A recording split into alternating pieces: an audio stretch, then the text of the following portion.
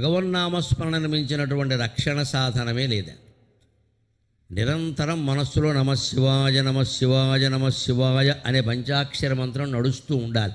దీనికి ఎవరో గురువుగారు ఉపదేశం చేయాలి, చంద్రగ్రహణం రావాలి, సూర్యగ్రహణం రావాలి, ఈ చేదస్థాలన్నీ పక్కనట్టండి. మనస్సును మించినటువంటి తీర్థం లేదు, శరీరాన్ని మించినటువంటి క్షేత్రం లేదు, అంతరాత్మను మించినటువంటి గురువు లేడు, జీవితాన్ని మించిన గ్రంథం లేదు. అందరికీ ఇదే ఉపదేశం అనుకోండి. హాయిగా నమశివాయ నమశివాయ నమశివాయ. రాత్రి పడుకున్నా సరే నిద్ర పట్టకపోతే నమశివాయ, లేచి మొహం కడుక్కుంటూ ఉంటే నమశివాయ, అన్నం తింటుంటే నమశివాయ, ఎవరన్నా కనపడితే పలకరింపు కూడా నమశివాయ, మీరు ఫోన్ ఎత్తి మాట్లాడవలసి వస్తే నమశివాయ. ఇంత ఇదిగా భగవన్నామాన్ని మనం సొంతం చేసుకుంటే అన్ని రకాల పాపాలు కాదు, సకల కర్మలు నశించిపోతాయి. అన్ని కర్మఫలాలు పోయి జ్ఞానం పొంది మోక్షం పొందుతాం, ఎప్పుడూ ఆనందంగా ఉంటాం. భగవన్నామస్మరణ అంత గొప్పది. అలా చేస్తేనే శివుడు కాపాడుతాడు. గమనించండి, ఇలా ఊరికే దండం పెట్టేగానే ఏం కాపాడాను. అలా అయితే అందరినీ కాపాడాలిగా.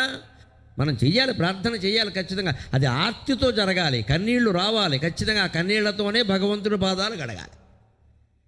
అందుకే రోజు ఇళ్లల్లో కూడా కులభేదం లేకుండా, స్త్రీ పురుష భేదం లేకుండా అందరూ దేవతార్చన చెయ్యండి.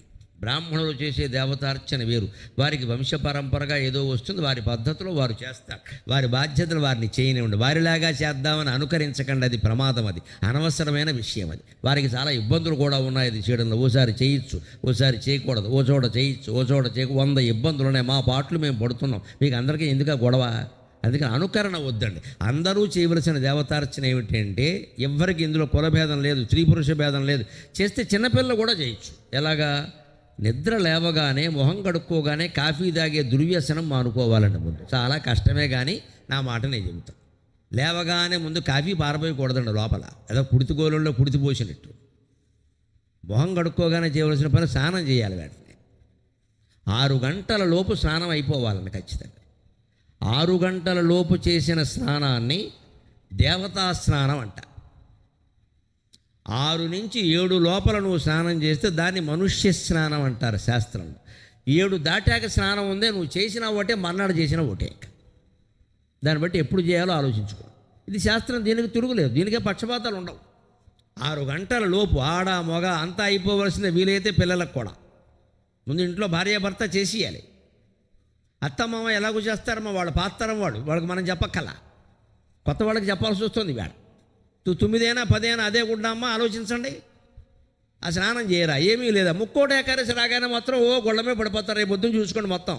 మళ్ళీ మర్నాడు వార్తలు చూడండి, తొక్కిసలాట్లో 4 మూర్తి. ఎందుకు వస్తున్నాయండి ఇవన్నీ?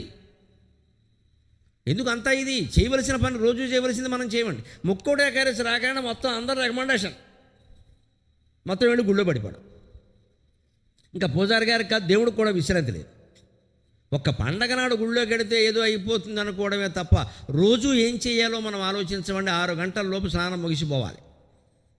6 గంటల నుంచి 7 గంటల్లోగా వీలైతే గంట, లేకపోతే అరగంట, కనీసం పావు గంట. ఎన్ని రకాల రాజకీయాల కోసం, గొడవల కోసం, ఏదో చికాకుల కోసం, వాట్సాప్ల కోసం, ఫేస్బుక్ల కోసం, దిక్కుమాలిన వ్యవహారాల కోసం గంటలు కేటాయిస్తున్నామండి. భగవంతుడి కోసం అరగంట కేటాయించలేమా? ఆ స్నానం చేసిన తర్వాత ఏమీ తినకుండా ప్రాణం ఏం పోదండి. ఈలోపు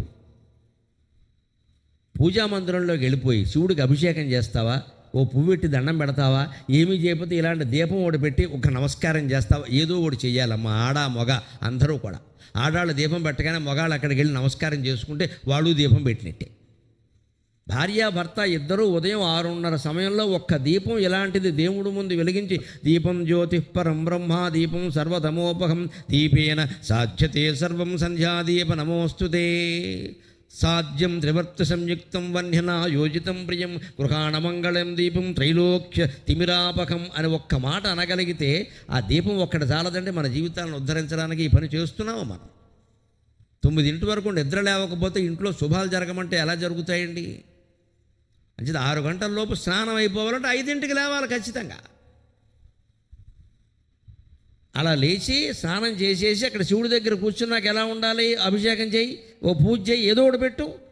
ఓ ఉద్దర నీళ్లు పోయలేవా శివలింగం మీద? దీనికి మట్టి లింగమా, బంగారు లింగమా, వెండి ఈ చేదస్తమే నేను తరచుగా ఏదో ఒక లింగం పెట్టి అక్కడ ముందు మేము ముట్టుకోవచ్చా, ముట్టుకోకూడదా? భగవంతుడిని ముట్టుకోకూడని వాడు ప్రపంచంలో ఎవడూ లేడు. భగవంతుడు ముట్టుకోని వాడు కూడా ప్రపంచంలో ఎవడూ లేడు. ఈ శంకలు దయచేసి వదిలిపెట్టండి. మేము ఆడాళ్ళమండి, మేము ఆ కులమండి, ఈ కులమండి, మేము దేవుణ్ణి శివలింగాన్ని హాయిగా ముట్టుకోవచ్చామా, ఏమి ఇబ్బంది లేదు. మీ ఇంట్లో, దేవాలయంలో కాదు. దేవాలయంలో నన్ను అడిగితే భగవంతుడిని ముట్టుకునే అధికారం కేవలం అర్చకుడికే ఉంటుంది. మన ఎవ్వరికీ ఉండదు. మనం గర్భగుడిలోకి వెళ్ళకూడదు. దేవాలయం అంతే, దాని పద్ధతి వేరు, అది సామాజికం.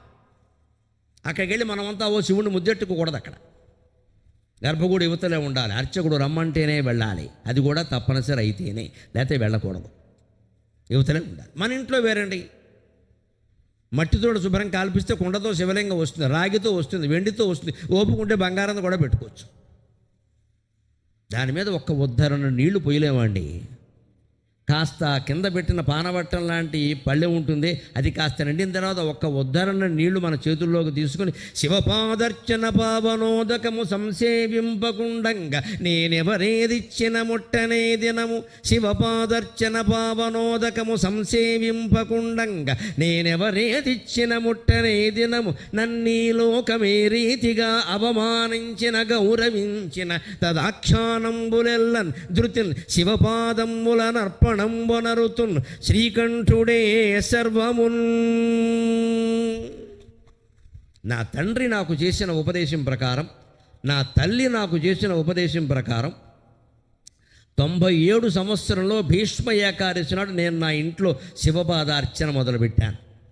మట్టితో చేసి కాల్చిన శివలింగం హాయిగా ఉండొచ్చు. ఇప్పటికీ మా ఇంట్లో ఉంది. మాకు సకల శుభాలు జరుగుతున్నాయి. ఇది కొండ గదండి, అది బండ గదండి, ఈ దరిద్రపు శంకలన్నీ వదిలిపెట్టాను. అభిమానాలు ఎక్కువ, అభిమానం కంటే ఇలా చేయించా, అలా చేయించా, మేం చేయించా, అన్నీ గొడవలే. ఇంకా అసలు మనం పనికిరాని వాళ్ళమని మనకే ఒక అభిప్రాయం. ఇంకా ఏ శాస్త్రం మనని కాపాడలేదండి. శాస్త్రాలు చాలా స్పష్టంగా ఏం చెబుతున్నాయంటే, నువ్వు బంగారంతో పెట్టావా, వెండితో పెట్టావా, రాగితో పెట్టావా, మట్టితో పెట్టావా, మాకు అనవసరమైన విషయం అయ్యా. నీ మనస్సు ఎక్కడ పెట్టావా, అది ముఖ్యం. అది ముఖ్యం. మన మనస్సు అక్కడ లేనప్పుడు, ఇంత సభ జరుగుతుంటే మనం ఫోన్కి వెలుగుతూ ఉన్నామనుకోండి, సభలో ఉండే ఉపయోగం లేదు. ఆ బయట ఉండే బండరా ఎంతో మనము అంతే. ఇక్కడ వినాలి అంటే ఫోన్ తీయకూడదు బయటికి, అసలు లేదు, బయటికి వెళ్ళిపోవాలి, ఒకటే లెక్క. దృష్టి దాని మీద ఉండి ఇక్కడ కూర్చుని ఊరికే ఇక్కడ కూర్చుంటే పుణ్యం వస్తుంది. ఈ పుణ్యాల కోసం వచ్చేవాళ్ళు ఎవరు రాకండి. నా ప్రవచనం చైతన్యం కోసం, పుణ్యం కోసం కాదు. మీ కాళ్ళ మీద మీరు నిలబడ్డానికి నా ప్రవచనం, కానీ నా కాళ్ళ మీద పడ్డం కోసం కాదండి. మీ కాళ్ళ మీద మీరు నిలబడాలి. మళ్ళీ ఏ సమస్య లేనంత ధైర్యాన్ని మాకు ఇచ్చారండి అని ఇక్కడ వాళ్ళు నాకు చెప్పాలి, ఇక్కడ వాళ్ళు నాకు చెప్పాలి. అది నాకు మనశ్శాంతి. పూర్తి దృష్టి దాని మీద ఉండాలి, భగవంతుని మీద ఉండాలి, అంతే లెక్క. అలా ఉంటే ఎలా ఉంటుంది? ఆ 97 భీష్మ ఏకాదశి నాడు నేను ఆర్థికమైన ఇబ్బందుల్లో ఉన్నప్పుడు దేవతార్చన చేద్దామన్న తల్లిదండ్రుల ఉపదేశం ప్రకారమే మొదలుపెట్టా. ఆ రోజు నుంచి ఈ రోజు వరకు మళ్ళీ నాకు ఆర్థికమైన కానీ మానసికమైన కానీ ఇబ్బందులు నాకు తెలియవండి. పరమేశ్వరుడు దయ వల్ల. గర్వంతో చెప్పలేదు, మీకు నమ్మకం కలగడం కోసం చెబుతున్నా. మీకు నమ్మకం కలగడం కోసం చెబుతున్నా. పరమేశ్వరుణ్ణి ఆశ్రయించండి, పక్కింటి వాడిని పైవాడిని ఆశ్రయించకండి. ఆయన మొత్తం అంతటా వ్యాపించినటువంటి శక్తి. ఆ బాధ ఏదో ఆయనకే చెబుదామమ్మా, బంధువులకి మిత్రులకి చెప్పుకుంటూ ఏముంటుందండి? ఇంకాస్త ప్రచారం చేస్తారు. వాడు అప్పులు బాలయ్యట, ఎందుకు అవడో చేడు చేయకుండా పనులన్నీ చేశాడు. ఈ సాగతే దేనికి వచ్చిన గొడవ ఇది? మన ఆర్థిక బాధలు సహా, మానసిక బాధలు సహా బంధువులకు కానీ మిత్రులకు కానీ ఎవ్వరికి చెప్పొద్దండి. చెప్పవలసింది భగవంతుడు ఒక్కడికే. ఇంట్లో పూజా మందిరం చాలు. లేదు ఇంకా కొంచెం గట్టిగా నమ్మకం కావాలంటే ఏ గుళ్ళోకైనా వెళ్ళండి. అక్కడ దేవుడి దగ్గర నుంచి మొత్తుకోండి హాయిగా. 24 గంటల్లో సమాధానం దొరుకుతుందంటే నేను అనుభవించి చెబుతున్నా. ఆ వేళ నాకు అనిపించింది, ఈ శివపాదాలకు అభిషేకం చేసి శివలింగానికి ఆ ఉద్ధరణ నీళ్లు ఇలా తీసుకుని ఇలా నోట్లో స్వీకరిస్తూ ఉంటే ఆచమనం చేసినట్టుగా శివపాదర్చన పావనోదకము సంసేవింపకుండంగా నేనెవరేదిచ్చిన ముట్టనే దినము. ఆ రోజు నుంచి ఈ రోజు వరకు పొద్దున్న ఆ భగవత్పాదోదకము సేవించకుండా నేను కాఫీ కూడా తాగను, నేను టిఫిన్ కూడా తినను. 8:30కి నా అల్పాహారం కానీ కాఫీ కానీ. ఈలోపు దేవుడి పూజ వ్యవహారాలు అయిపోవలసింది.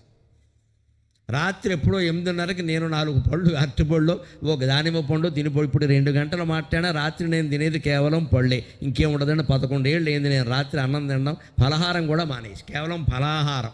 ఓ చిన్న అరటిపళ్ళు, గుళ్ళో ఉండే అరటిపళ్ళు 4 అరటిపళ్ళు, లేదా ఓ దానిమ్మ పండు, లేదా ఓ యాపిల్ పండు, ఏదో అంతే తిని పడుకోవడమే. బాగానే ఉన్నామండి, ఆరోగ్యంగానే ఉన్నాం, బ్రహ్మాండంగా పద్యాలు పడుతున్నాం.